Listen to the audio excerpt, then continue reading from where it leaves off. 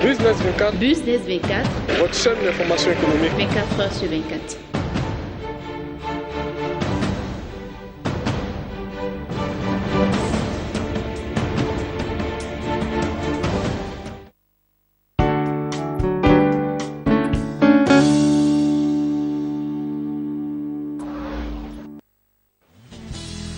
Pour construire une maison, l'aménager ou même l'embellir, le carrelage semble être un élément essentiel. Comme ici au plateau d'eau cuit à Abidjan, ce client muni de ses échantillons.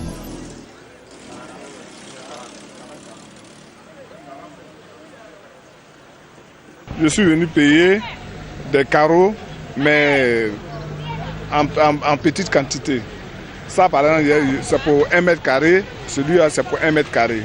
Donc, au lieu d'aller dans une grande surface, ici, je peux l'avoir facilement que d'aller dans les grandes surfaces. Longtemps considéré comme un matériau caractérisant le luxe, en Côte d'Ivoire, le carreau se trouve de plus en plus sur les devis de plusieurs chantiers de construction de bâtiments.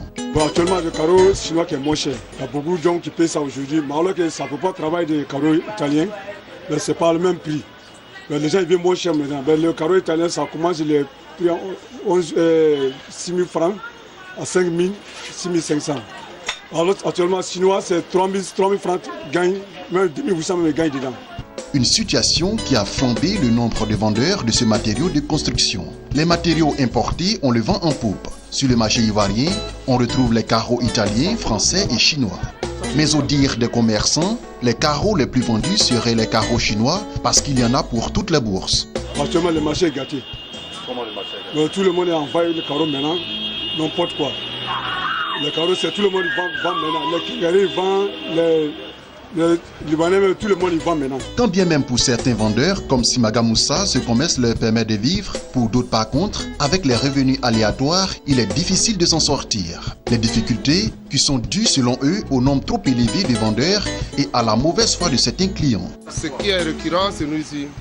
Souvent on a un problème avec les clients qui viennent souvent, bon, peut-être ils veulent payer. D'autres ils n'ont pas l'argent, mais pour d'autres, c'est des mauvaises intentions qui les accompagnent souvent. Ils viennent nous voir, ils nous proposent des prix qu'après le mois, la fin du mois, je vais vous rembourser. Bon, souvent, ils ne viennent pas. Hein.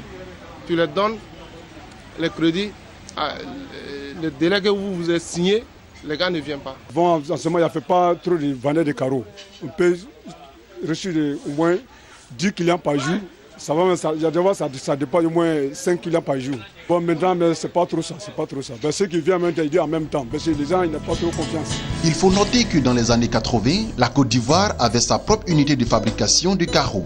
Mais la fermeture de cette industrie a contraint les vendeurs à l'importation. Ces vendeurs gardent l'espoir qu'un investisseur privé va flairer la bonne affaire et créer une unité de transformation en Côte d'Ivoire.